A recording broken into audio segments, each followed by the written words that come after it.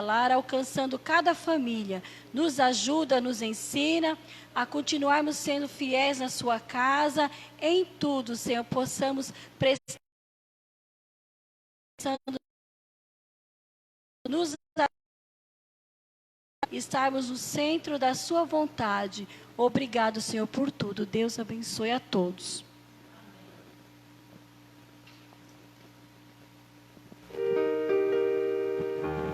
Amém. Oferte ao Senhor com alegria.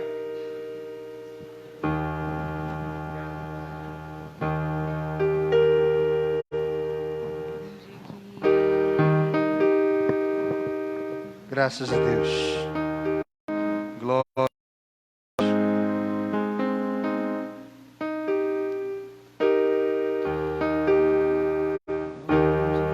Onde guiar-me, meu Senhor, eu seguirei por seu amor, sentindo perto, me conduz por mim ferida sobre a cruz. Guia-me sempre, Senhor, guia meus passos, Salvador. Tu me compraste sobre a cruz, rege-me em tudo, meu Jesus. Deus. Aleluia.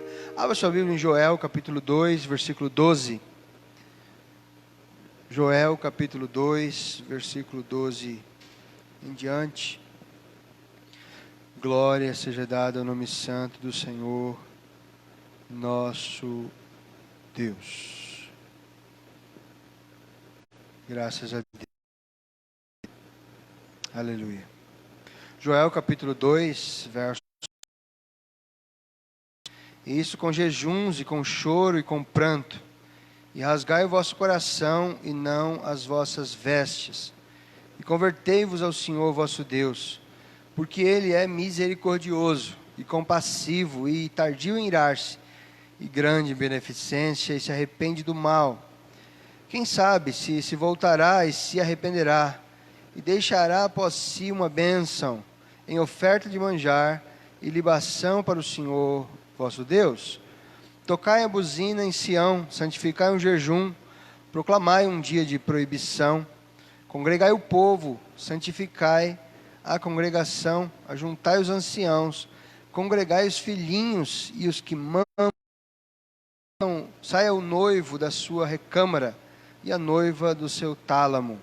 Chorem os sacerdotes, ministros do Senhor, entre o alpendre e o altar, e digam: poupa o teu povo, ó Senhor, e não entregues a tua herança ao opróbrio, para que as nações façam escárnio dele. Porque diriam entre os povos: onde está o teu Deus? Amém? Somente esse texto, ele é breve, mas é o ponto, ele não é o ponto alto do livro, mas ele chega livro, um dos grandes pontos, né, de elevação do livro de Joel. Ele vai culminar depois com a promessa no versículo 28. Mas aqui Joel, então, ele chega no clímax do chamamento do povo ao arrependimento. Ele começa primeiro detalhando as condições da nação, ele começa mostrando a devastação causada em gafanhotos, ele começa a mostrar todas as questões, né, que envolviam aquela invasão e os resultados daquela terrível crise em que todas as árvores do campo foram devastadas, comidas. Nós falamos sobre essa questão das nuvens dos gafanhotos, né? E o resultado, né, é um campo seco, árvores que ficam sem folha nenhuma, sem fruto nenhum, os galhos, os brotos, os ramos, são todos devorados. O gafanhoto, ele é uma máquina de devorar, né? Então, uma nuvem, uma multidão de gafanhotos devora muito rápido uma plantação, uma lavoura, e as árvores ficavam até sem casca, brancas, esbranquiçadas, tamanha era a devastação. E com isso não havia mais vinho, não havia mais trigo, não havia mais figos, maçãs, não havia mais aquilo que era necessário para a oferta ao Senhor, para os sacrifícios no templo, as libações, as ofertas de adoração ao Senhor. E com isso o templo foi interrompido, o serviço do culto, o serviço do templo foi interrompido. Os lavradores se envergonharam porque plantaram e não tinham o que colher. Os sacerdotes choravam, se entristeciam porque se secou então o vinho, e o vinho é sempre um símbolo na Bíblia, um símbolo de alegria, um símbolo de folguedo, um símbolo da bênção de Deus, da alegria da presença de Deus. E o profeta diz com palavras muito vívidas e muito, aleluia, enfatizantes, dizendo: se secou a alegria de Israel, se secou a alegria do povo, se secou, aleluia, louvado seja Deus. E aí o resultado de tudo isso é que Deus dá somente uma saída, Ele mostra que há somente uma maneira, somente uma decisão correta a se tomar. O povo deveria se arrepender. O povo deveria olhar para dentro, olhar para si, olhar para trás e se arrepender. Aleluia. E se converter ao Senhor. Ele chama ao arrependimento. Na última mensagem nós falamos sobre isso até o versículo 11. O chamado ao arrependimento. Ele chama todas as classes de pessoas. E ele exemplifica como deveria ser esse arrependimento, falando da virgem que chora, que está de luto pelo marido da sua mocidade. Era um dos lutos talvez o mais dolorido em Israel. A moça que estava preparada e prometida para um rapaz, e eles então iriam se casar, ainda não tinham o seu relacionamento íntimo, mas já era considerado um contrato legal, de casamento, era um noivado, mas e se aquele compromisso fosse desfeito, era considerado um divórcio, porque já estava definido que aqueles dois, eles são um para o outro, vão se casar e só faltava consumar o casamento, né? Com a festa, as bênçãos de Deus e a noite de núpcias. E ama a nação, dizendo: chorem como a virgem que está, aleluia, de luto pelo marido da sua mocidade. Então ele conclama até o versículo 11, mas no versículo 12 ele chama a conversão. O arrependimento é o primeiro passo. Ele deve se concluir em uma atitude. O arrependimento é algo que acontece, é algo mostra a calamidade, mostra o erro, mostra o problema, traz uma tristeza profunda e uma predisposição a uma atitude. Mas ela precisa passar para o segundo passo, que é a atitude, que é a conversão. É o que João Batista disse lá para os fariseus, que vinham para o seu batismo, lá quando ele batizava no Jordão, e ele disse aos fariseus: raça de víboras, quem vos ensinou a fugir da ira que está por vir? Produzam frutos dignos de arrependimento, né? Ou seja, não é somente entrar ou não se arrepender e morrer. Deus propõe, como lá em Deuteronômio, capítulo 11, versículo 26, a morte, propõe a bênção ou a seguravam,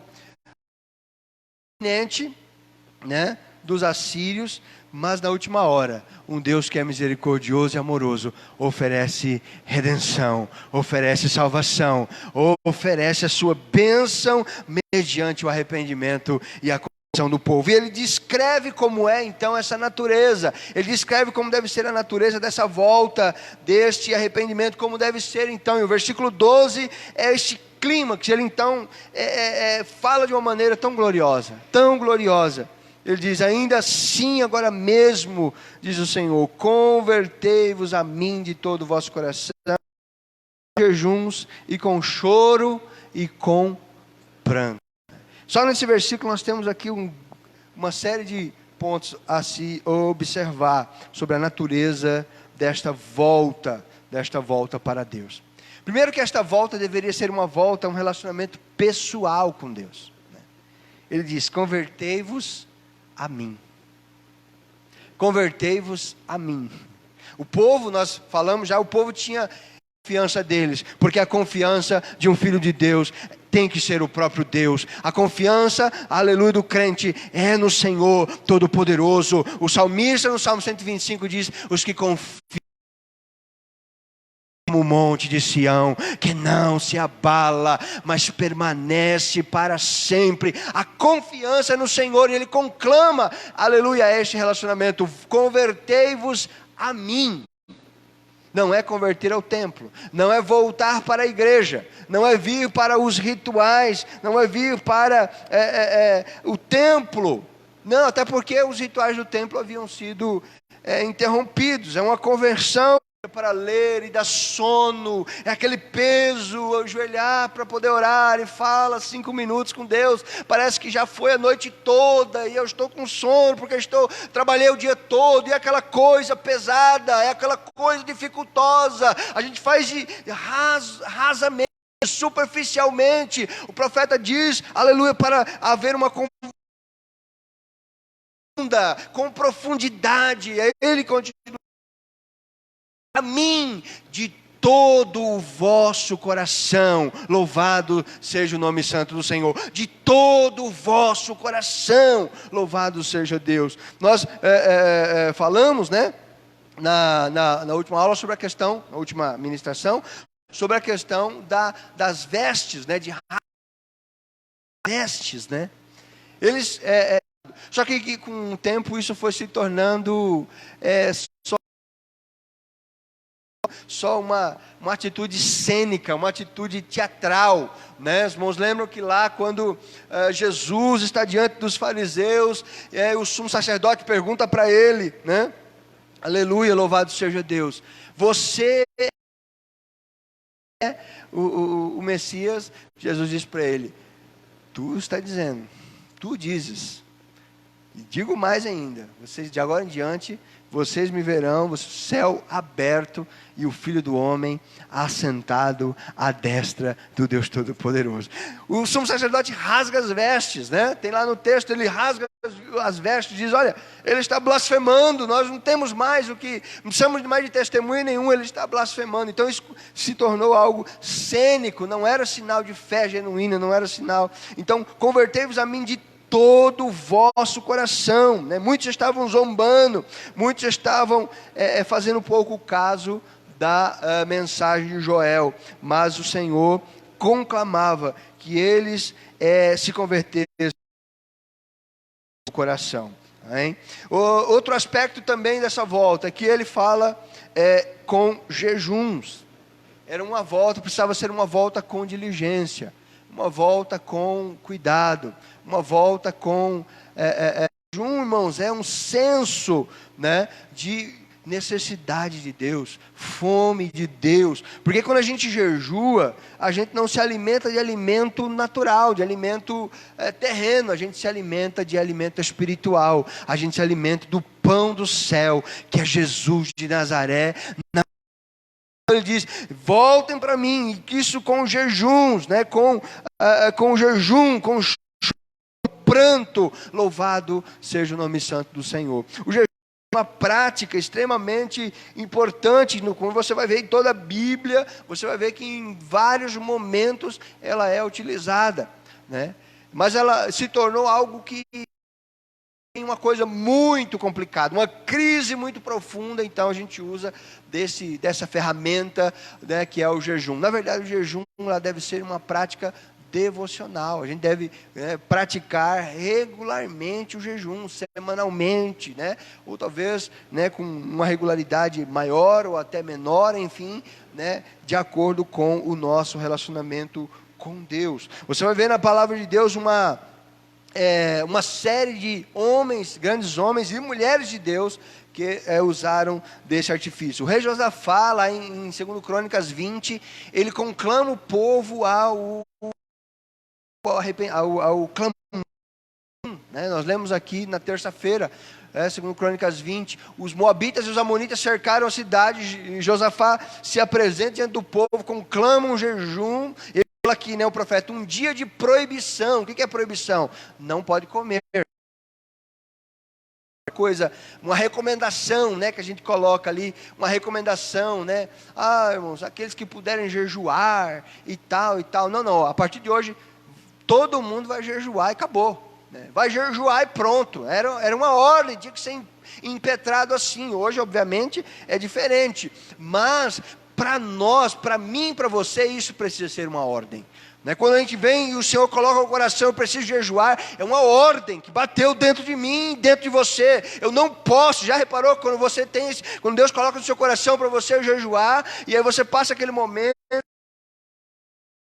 e tal, não sei o quê, aí você vai lá e come, aí você fica mal, você fica, puxa vida, eu fiz um propósito de jejuar, não consegui jejuar, fica mal, fica triste, entristece o Espírito Santo, porque Deus tinha colocado no seu coração que era para jejuar. É uma ordem, irmãos. Esse princípio espiritual vem, aleluia, para nós, né? Se não é hoje no contexto de igreja, e não tem nem como ser assim, né? Graças a Deus por isso, mas tem que ser pelo menos para mim e para você. Quando Deus fala conosco, então é uma ordem que vem de Deus para mim e para você. Eu e você somos servos e não mandamos mais de nós mesmos. Convertei-vos a mim, isso com jejum. Louvado seja Deus. Se Deus está falando com você, faça, obedeça, porque você é servo e Ele é Senhor. Louvado seja o nome do Senhor. A rainha Esther também, lá na Pérsia, os irmãos lembram da história.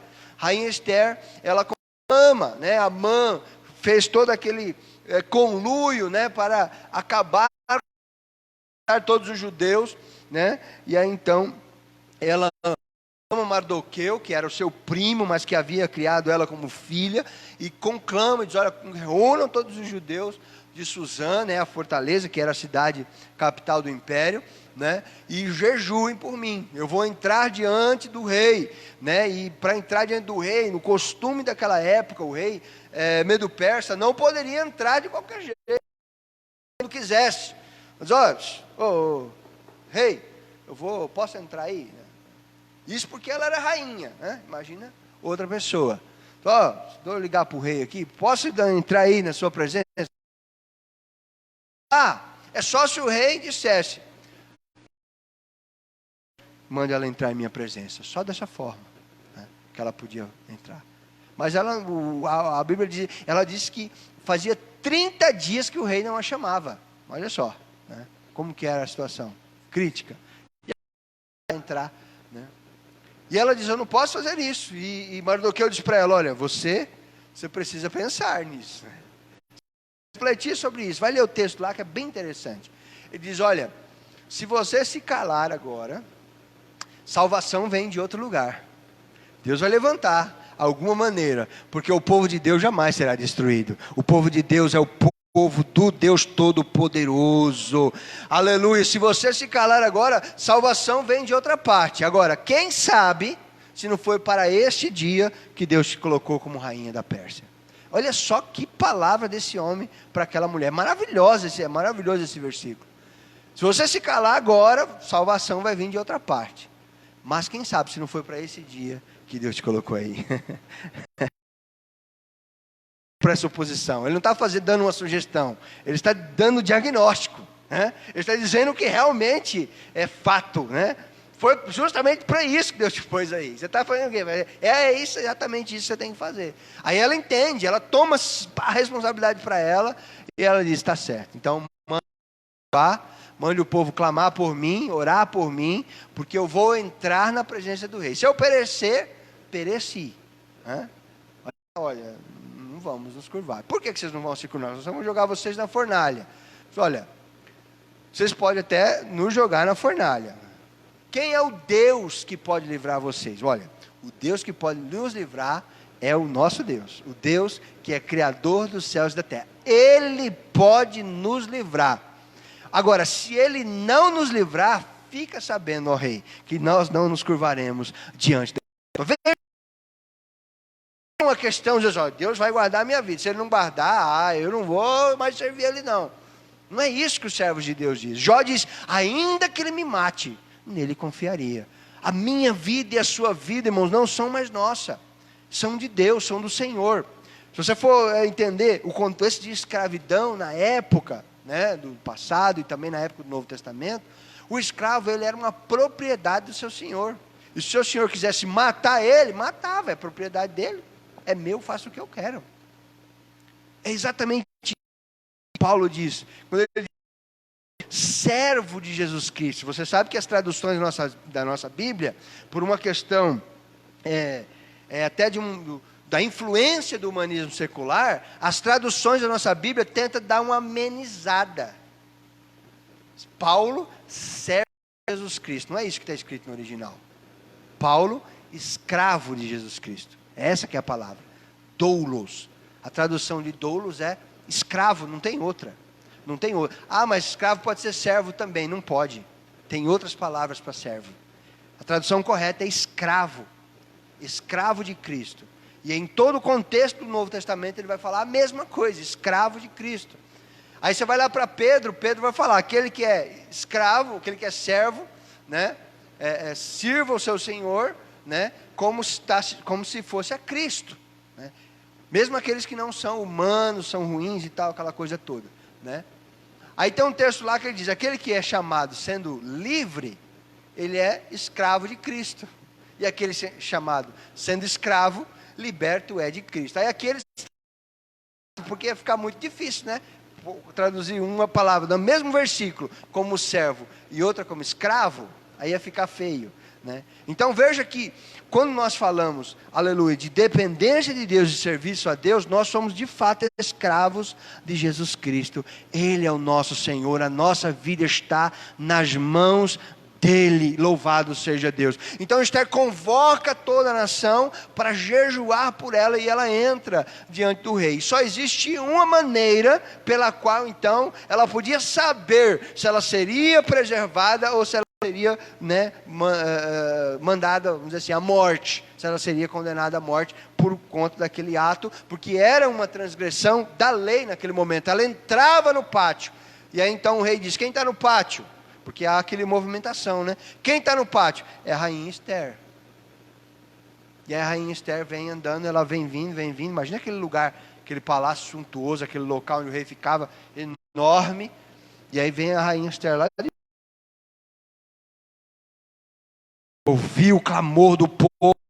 O jejum que o povo estava fazendo, Deus reverteu toda aquela situação. Você crê que Deus pode reverter uma situação impossível na sua vida? Aleluia, mediante o jejum, convertei-vos a mim de todo o vosso coração, isso com jejuns, louvado seja Deus. Jonas, né, a missionária Jusilei já pregou aqui bastante coisa falando sobre Jonas, convocou, né, pregou, né, e o rei de Nínive convocou todo o povo para jejuar e Deus reverteu, né. Em 1756, irmãos, 1756, o rei da Inglaterra, Jorge II, ele convocou um dia solene de oração e jejum na Inglaterra, porque a França ameaçava invadir a Inglaterra. Os irmãos sabem que historicamente a França e a Inglaterra sempre foram inimigas, né?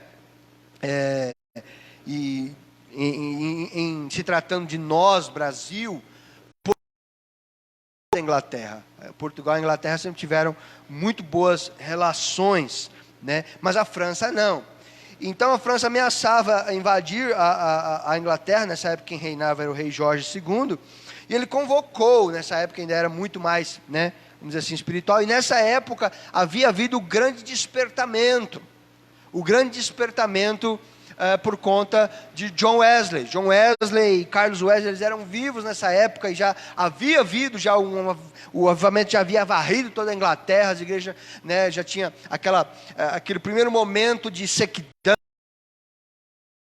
de corrupção já havia passado, a Inglaterra já estava novamente vibrante, havia unção no país todo, havia igrejas, né, pregações aos milhares, Deus salvando vidas, né, e aí o rei então convoca um dia de jejum e oração, né, e John Wesley escreveu no dia 6 de fevereiro de 1756, dizendo o seguinte: o dia de jejum foi um dia glorioso, tal como Londres raramente tem visto desde a restauração. A restauração foi o avivamento. Cada igreja da cidade estava lotada e uma solene gravidade estampava-se em cada rosto. Certamente Deus ouve a oração, prolongamento da nossa tranquilidade. Louvado seja Deus. Passados alguns dias, aconteceu, aquela ameaça foi rechaçada, e ele escreve novamente dizendo: a humildade transformou-se em regozijo nacional, porque a ameaça da invasão dos franceses foi ida. Deus ouviu o clamor e recebeu o jejum. Glória, louvado seja o nome santo do Senhor. De modo que Deus, irmãos, Ele nos convida também a nós jejuarmos, a nós, né, adorarmos a Ele na beleza da sua santidade. E não somente com jejuns, mas com choro e com pranto. Com choro e com pranto. E agora, glória seja dada ao nome santo do Senhor nosso Deus. Ah, não, mas nós estamos pregando lá em Joel. Joel foi há 400 anos, e lá aquela coisa toda e tal, é Antigo Testamento, né? Assim como muitos falam. Vamos ver o que o Tiago fala. Tiago está na nova aliança. Tiago está hoje aqui. Tiago está vivendo aqui, né?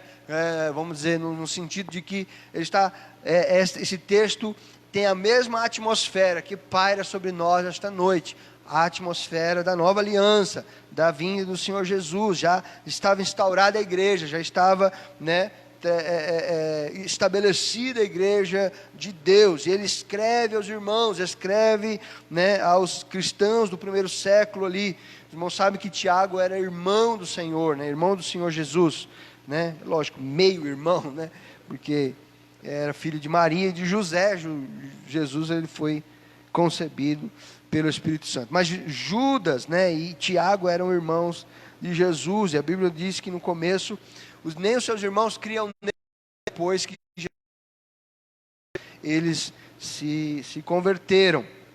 E Tiago escreve em Tiago 4, do 8 a 10, diz assim: chegai-vos, pois, a Deus, e Ele chegará a vós. Alimpai as mãos, pecadores, e vós de duplo ânimo, purificai os corações. Senti as vossas misérias, e lamentai, e chorai, e converta-se o vosso riso em pranto e o vosso gozo em tristeza. Humilhai-vos perante o Senhor, e Ele vos exaltará. Louvado seja o nome do Senhor. Amém? Chegai-vos, pois, a Deus, e Ele se chegará a vós. Aí ele diz: alimpai as mãos, pecadores. Quem está falando? Prostituta, o traficante, o ladrão, o mentiroso, é assim não? Não, mas ele está falando para a igreja. Alimpai as mãos, pecadores, e vós de ânimo duplo, ânimo dobre, duplo ânimo, né? Purificai os corações. Quantos são os que estão tão inconstantes, muitas vezes, no serviço ao Senhor? De ânimo dobre, uma hora está bem, está vibrante, está alegre, outra hora está desanimado, está caído, não vem, não faz, não fala, não ora, não lê a Bíblia. Tem hora que está aqueles arroubos de empolgação, e tem hora que não, está murcho, está acabando. Isso é inconstância, é isso que Tiago está dizendo. Vós de duplo ânimo, purificai os corações. Ânimo duplo, ânimo dobre, inconstância, é sinal de impureza no coração, irmãos. É impureza no coração, é mágoa, é pensamentos, situações, é alimentar coisas, alimentar setas, alimentar, né, palavras mal direcionadas ou até alimentar conceitos errôneos acerca de alguém. Purifica, Tiago disse, os corações. Vós, gênero dúbio, purificai os corações. Inconstância é sinal de impureza no coração. Senti as vossas misérias, lamentai, chorai, converta-se o vosso riso em pranto. Você já fez uma análise das suas misérias? Ou você vive na ilusão e na utopia que não tem miséria na sua vida? Achando, criou um mundo do mundo mágico de Oz. Alice no País das Maravilhas. Tem um monte de gente que está vivendo no mundo do País das Maravilhas. Irmãos, tem misérias. Tem coisas na nossa vida que são misérias. São coisas que precisam de uma ação de Deus. Precisam de uma intervenção divina. Precisam ser trabalhados com jejum e oração. Se aproxima de Deus. Quanto mais você se enche da palavra de Deus, mais você se enxerga como miserável. Estão na sua vida, no seu ser, como homem, né? e o ser humano, como homem, ser humano caído, muito divina. Eu não estou dizendo que nós somos caídos, não, porque nós somos crentes, somos restaurados pela graça de Deus, mas a natureza caída ainda habita em nós. Existem áreas que precisam ser trabalhadas, existem situações, e a palavra que vai mostrar isso, ela é o nosso espelho. Por isso que Tiago diz: senti as vossas misérias, sintam as vossas misérias, lamentem, chorem, converta-se o vosso riso em pranto e a vossa alegria em tristeza. Humilhai-vos perante o Senhor e Ele vos exaltará. Louvado seja o nome do Senhor. Isso é maravilhoso. Isso é maravilhoso. E tomara que não seja só eu nesta noite que veja essas coisas. Tomara que não seja só eu nessa noite que entenda essas misérias como parte de mim e essas necessidades como parte da minha vida. Tomara que Deus me use como instrumento para você cada vez mais contemplar isso. Louvado seja Deus na sua vida. É isso que Joel apresenta ao povo. É isso que Joel conclama o povo para o arrependimento. Depois ele vai falar novamente no versículo 13, depois vai voltar para o 12, mas nós vamos parar por aqui porque é 8h30, é isso mesmo? É isso mesmo? 7h20, tá. Então tá, aqui está 1 hora a mais. Amém, irmãos? Glória a Deus. Então vamos ficar em pé, vamos falar com Deus. Queria que a irmã Leia louvasse um corinho, pode ser exaltado, pode ser algum, para a gente orar ao Senhor, falar com Deus e pedir uma intervenção de Deus em nossas vidas. Às vezes a gente quer uma coisa, mas Deus ele tem outros planos, e o plano de Deus é melhor, viu, irmãos? O plano de Deus é maravilhoso. A melhor coisa que pode acontecer na minha e na sua vida é quando nós entendemos o plano de Deus e o nosso coração se encaixa com o coração de Deus. Irmãos, que coisa maravilhosa. Aí sim, que mundo glorioso, muito melhor do que Alice no País das Maravilhas. Amém? Vamos falar com Deus, vamos orar. Enquanto a irmã Leia louva esse louvor, esse corinho, eu gostaria de convidar você a derramar o seu coração na presença de Deus. Uns 10 minutos apenas, nós já vamos encerrar o culto em nome de Jesus. Amém? Comece então, feche seus olhos, comece a meditar na sua vida, sabendo que Deus conhece, irmão, cada caminho da sua coração. Deus sabe, aleluia, todas as coisas. Ele conhece você muito melhor do que você mesmo, aleluia. Ele sonda o seu coração, Ele sonda a sua alma. Ele, aleluia, louvado seja Deus, Ele vê muitas vezes falhas, Ele vê pecados, Ele vê idolatria, Ele vê mentira, Ele vê incredulidade. Mas Ele tem nesta noite palavra para mim e para você, de vida eterna. Ele tem luz que ilumina as trevas. Ele tem fé, aleluia, que quebranta a incredulidade dos nossos corações. Ele tem verdade que tira dúvida. Ele tem verdade que quebra, que tira as predisposições do coração, aleluia, para nós louvarmos o nome dEle, para nós exaltarmos o nome dEle para sempre, em todo momento, gozarmos da sua presença, gozarmos da sua presença, aleluia, constantemente. Fale com Ele, ore ao Senhor. Meu Pai, no nome de Jesus, tenha misericórdia de mim, Senhor, tenha misericórdia, meu Deus, da minha vida, Pai. Ó Senhor, o Senhor tem nos feito ver, aleluia, coisas maravilhosas. O Senhor tem nos dado fé, meu Deus, de maneira, aleluia, tremenda, Senhor, como jamais temos visto. Mas o Senhor também tem nos feito ver, meu Deus querido, grandes necessidades, grandes abismos que precisam ser preenchidos, grandes lacunas que precisam ser, aleluia, complementadas, refeitas. O Senhor tem visto, tem nos mostrado ruínas, ó Pai, que muitas vezes, aleluia, precisam ser reconstruídas, sonhos perdidos, esperanças frustradas, expectativas malogradas, ó Deus, esfriadas, ó meu Deus, fervor, meu Deus querido, arrefecido. Ah, Senhor, tenha misericórdia de nós. Shadagaramahasso, Ranagremanamahai, Shedegeremahasso. Tenha misericórdia de nós, Senhor. Manifesta o teu poder na vida dos teus filhos, nas suas famílias, nas suas casas. Meu Deus, usa-as como instrumento do céu, como instrumento da palavra do Senhor. Tenha misericórdia, ó Deus, tenha misericórdia, ó Pai, de nós. Manifeste o teu grande poder em nome do Senhor Jesus. Brada conosco, brada em nossas vidas, brada no nosso coração, meu Pai. Enche-nos de vida, de fervor espiritual, de amor pela tua palavra, ó Jesus, de amor pela congregação, pelas famílias, pela igreja. Ó Senhor, nós te pedimos nesta noite, Pai, tenha misericórdia, Senhor, em nome de Jesus. Nos ajuda a jejuar, nos ajuda a chorar. Nossos olhos estão secos, nos ajuda a chorar, prantear, a converter o riso em pranto, o choro em alegria.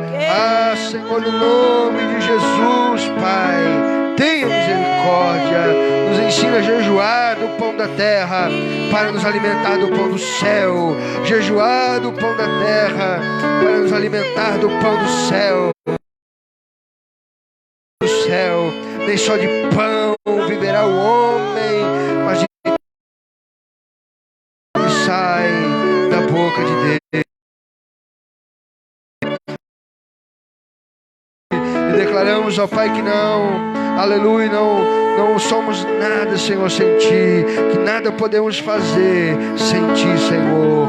Ó Jesus, nos ajude, fica conosco, é o que nós te pedimos e já te agradecemos. Dá uma semana de vitória, uma semana de bênção para os teus filhos, em nome do Senhor Jesus. Nós te pedimos nesta noite, fica conosco. Graças a Deus, aleluias.